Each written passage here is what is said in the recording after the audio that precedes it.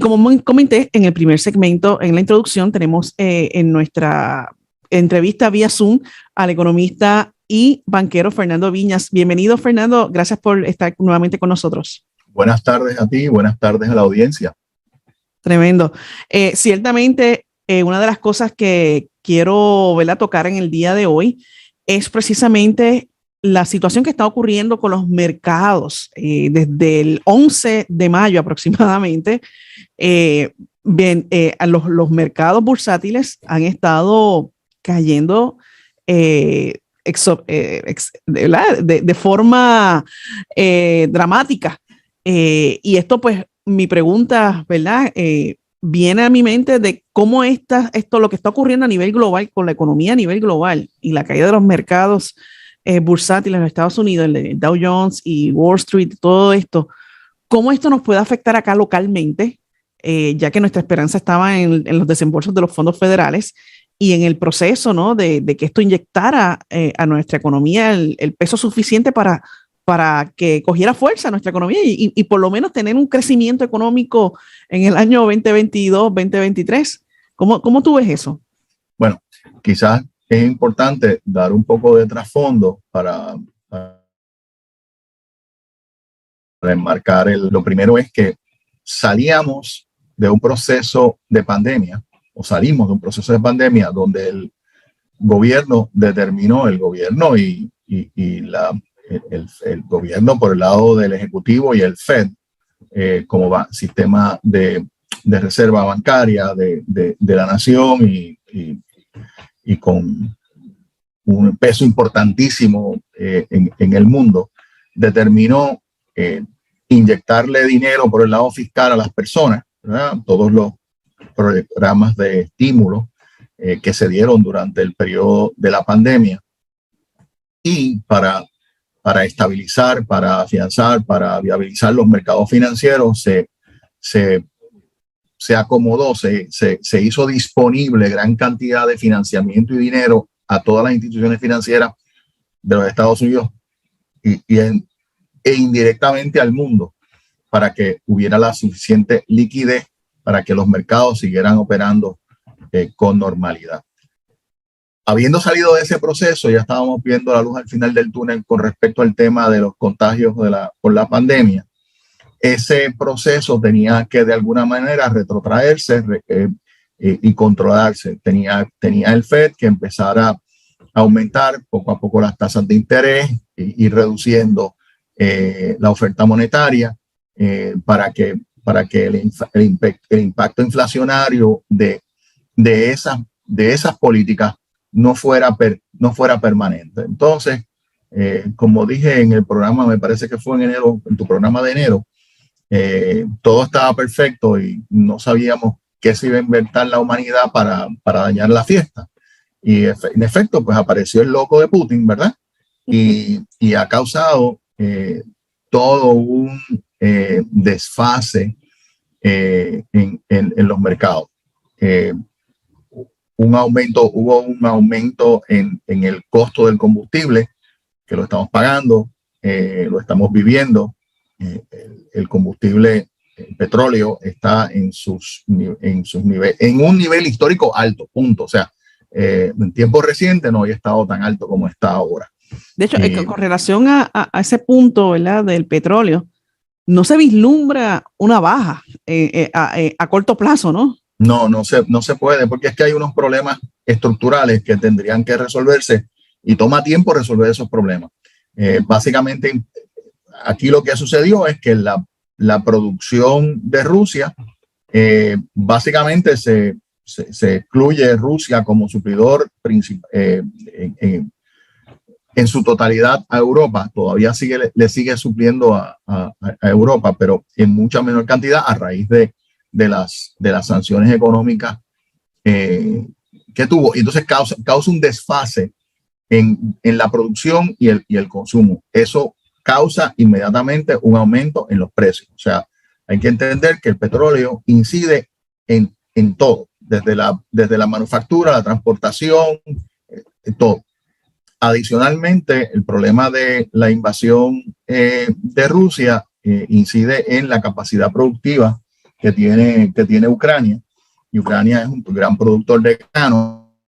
Entonces esto también incide en el costo de materias primas, no solamente grano, hay una cantidad de materias primas que tanto Rusia como Ucrania, en el caso de Rusia no las pueden sacar, en el caso de Ucrania pues el proceso de producción se ha detenido, y entonces eso causa un registro 881. Así que estamos hablando de un nivel de inflación fortísimo. Ese nivel de inflación y esas interrupciones en la cadena de distribución causado, bueno, por los roces entre Estados Unidos y China, etcétera, lo que han forzado es a que los mercados los inversionistas comiencen a revalorar las posiciones que tienen, cuál es el potencial de ingreso que tienen las empresas. Y entonces esa revalorización ha llevado a que desde el principio del año los mercados todos han estado a la baja. O sea, esto es desde el principio del año, ya venían bajando. De hecho, desde de diciembre, más o menos. Finales de diciembre del año pasado, exacto, estaban ya bajando. El Dow Jones ha bajado un 18%, Standard & Poor's 500, que son las 500 compañías más grandes cotizadas, ha bajado un 24% y Nasdaq ha bajado un 30%. Lo que pasa, en un momento dado se pensó que era como que parte natural de la corrección, pero ya se está hablando que que esto puede representar una recesión similar al 2008. Bueno, de acuerdo. El primer trimestre de este año hubo una reducción en la economía, una reducción en torno al, si no me equivoco, 1.2%, una cosa así. En el segundo trimestre la esperanza era que, bueno, pues esto que cambiara un poco, pero realmente los primeros 12 meses de ese trimestre han estado a la baja. Había una esperanza de que el último mes del trimestre, que es este que estamos terminando, tuviera un aumento. Eso no ha pasado. Así que,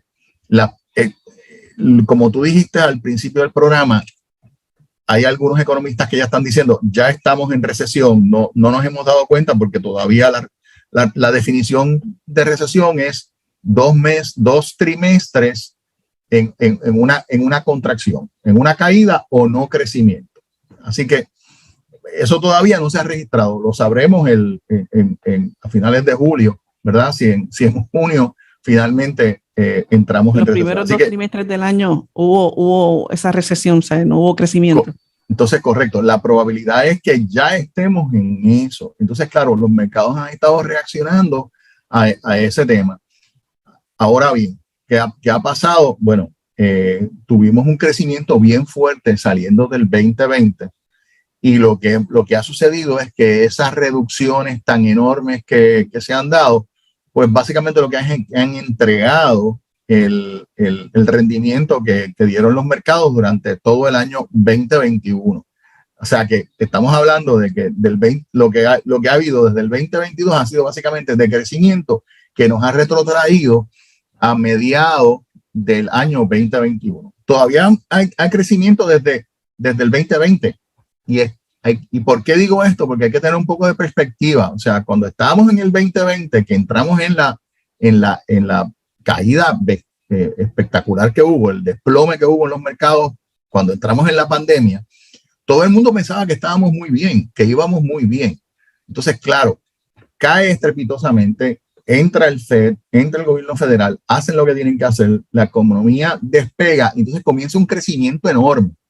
Ese crecimiento es lo que hemos restado, pero todavía estamos en una posición, si la comparamos con cómo estábamos en marzo del 2020 o en febrero del 2020, nos sentíamos muy bien como estábamos.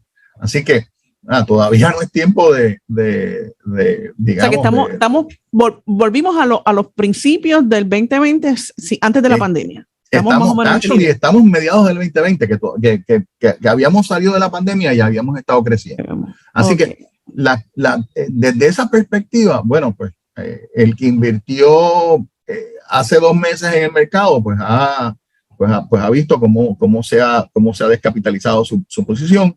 El inversionista de largo plazo, bueno, pues tiene por lo menos el consuelo de que todavía le queda un poco de de rendimiento en su inversión.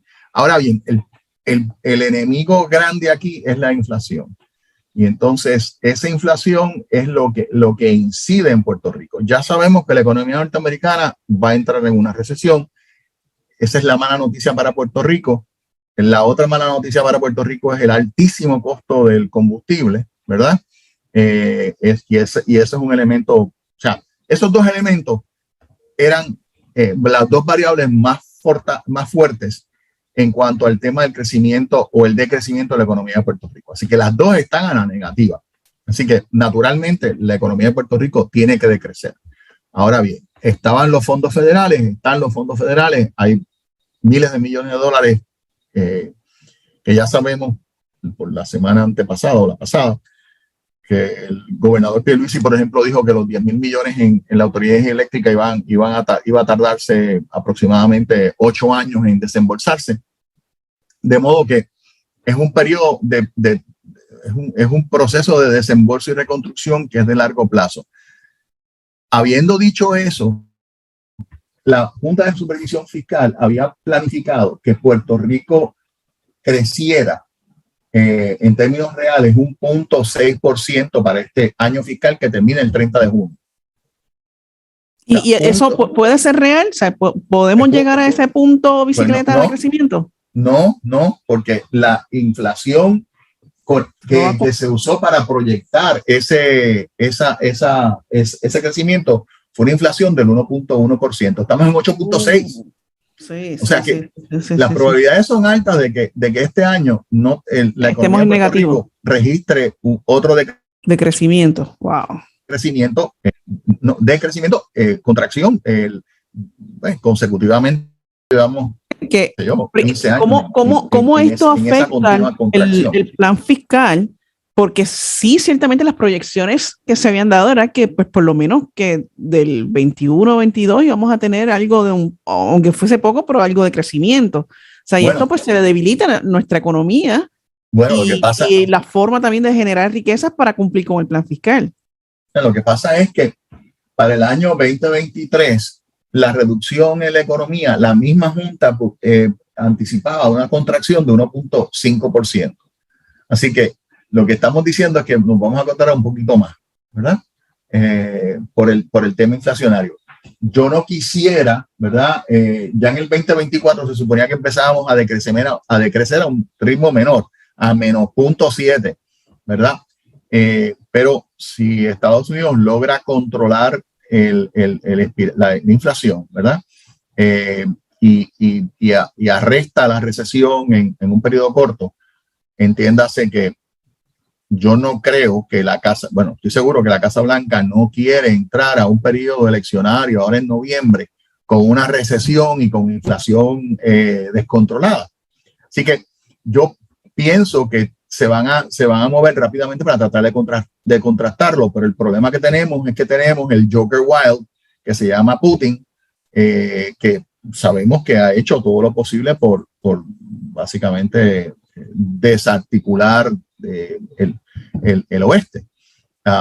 Así que es una situación bien complicada y las probabilidades en este momento es que veamos una reducción, una contracción, pero hay elementos que Puerto Rico se los aprovecha.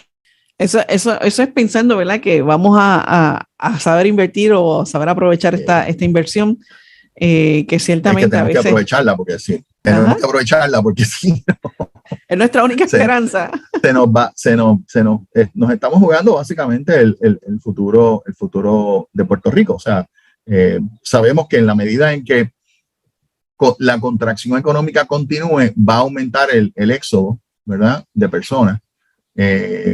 Y eso para mí es la preocupación mayor, porque en la medida en que una economía, en Puerto Rico, las personas, por ser parte del sistema norteamericano, las personas tienen un potencial de ingreso nada más por residir en el lugar donde están. Entonces, si tienes unas personas que simplemente la jurisdicción se te disuelve entre las manos, pues entonces ya es muy difícil volver a rescatarla porque hay un punto en donde no es rescatable el sistema. Tremendo, tremendo. ¿Qué se vislumbra a base de tu experiencia, ¿no? ¿Qué se puede esperar de los próximos 6 meses, los próximos 2 trimestres y para el 2023? Porque he escuchado muchas veces economistas mencionar de que la verdadera crisis viene en el 2023. ¿Tú crees que ese escenario fatalista pueda darse o entiendes que si se manejan y se planifican unas cosas, podemos sobresalir de esta recesión? Bueno, hay una realidad y yo he llegado a la conclusión que Rusia sea derrotada en un periodo de tiempo relativamente corto. Podríamos mirar a un 2023 Rusia. O sea, sí. Y porque es que el tema es el siguiente: la inflación tomó 2 años, se derrota, ¿verdad? Se derrota pronta, menos compromiso. Porque el problema es que la inflación, tratar o pensar que vamos a eliminar la inflación en un periodo corto de tiempo no es viable, porque lo que hace es que tiras a la economía entonces en una recesión masiva. Y eso es imposible hacerlo. Eso no, el gobierno federal todavía tiene la expectativa, el Ejecutivo Federal tiene la expectativa de lograr evitar un periodo recesionario largo. Pero el problema que tiene es que los elementos a los que se está enfrentando, las variables a las que se está enfrentando, algunas tiene cierto nivel de influencia y control, entiéndase la inflación, pero sobre otra, la guerra con Ucrania, con esa pues no tiene ningún control. Entonces, claro, el problema aquí ya es claro. Wow. Así que nada, vamos a ver cómo depara y vamos a estar bien pendientes a los resultados del finales del mes de julio, donde indique, ¿verdad?, cómo fue el primer semestre, los primeros 2 trimestres de este año, ¿verdad? Y si ciertamente ya empezó la recesión, ya estamos en recesión o se aproxima. Gracias, Fernando, ¿verdad?, por siempre tu insumo, por tu conocimiento, por compartirlos con nosotros, con nuestros radioescuchas, porque ciertamente es importante entender lo que está ocurriendo a nivel económico para nosotros tomar las decisiones sabias, ¿no? Es momento de economizar, es momento de ser cautelosos en los gastos que tenemos, y más ahora, ¿verdad?, que con el aumento, especialmente en los costos de los alimentos, que ese es otro tema que vamos a estar tocando próximamente, pero ciertamente no se siente en el bolsillo a la hora uno de hacer compra. Como dice el dicho, a Dios rogando y con el mazo dando. O sea, hay que producir. O sea, Puerto Rico, lo que cada persona debe hacer es decir, ok, ¿cómo yo puedo generar más ingresos? Y tratar de hacerlo. O sea, de eso es que se trata este juego. O sea, si las personas básicamente se sientan y dicen, ay, pues aquí no hay nada que hacer, no podemos hacer nada, pues vamos a ser derrotados. Eso es así. Así que el mensaje es ese: hay que trabajar en producir. Eso es así, eso es importantísimo. Gracias, Fernando, gracias por tu tiempo y gracias por... A las órdenes, y buenas tardes a la audiencia. Buenas tardes. Bueno, amigo, acaba de escuchar al economista y banquero Fernando Viña, quien nos estuvo hablando sobre la crisis de los mercados. Y fíjate, me estuvo bien alentador que él menciona de que sí, los mercados han estado cayendo desde diciembre prácticamente del año pasado, han venido en picada, han venido en retroceso, pero lo que se ha perdido básicamente ha sido el crecimiento medio artificial, por decirlo así, porque fue a causa, ¿verdad?, de la inyección de dinero que metió el gobierno federal, que mucha gente cogió ese dinero, los incentivos, los estímulos e invirtieron.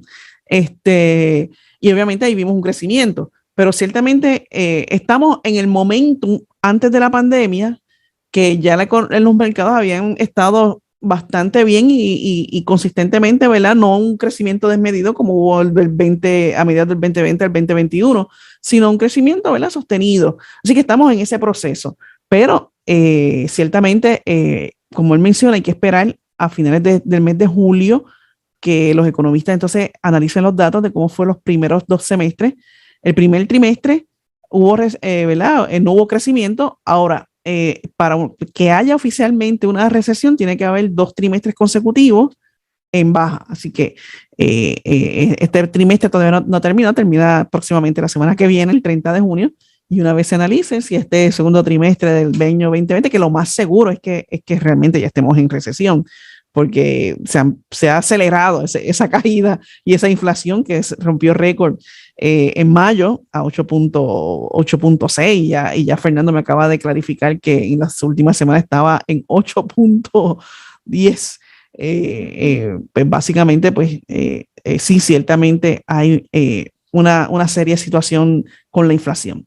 Así que hay que estar pendientes y por de nuestra parte, pues mire, como decía Fernando, producir, trabajar y ahorrar. Eso es lo que hay para los próximos meses. Bueno, pues vamos a pasar al segmento de Pulso Económico con Ives Quiñones, que siempre nos mantiene el día de todas las noticias de interés, y luego regresamos al segundo segmento para analizar las noticias de la semana. No se te retire.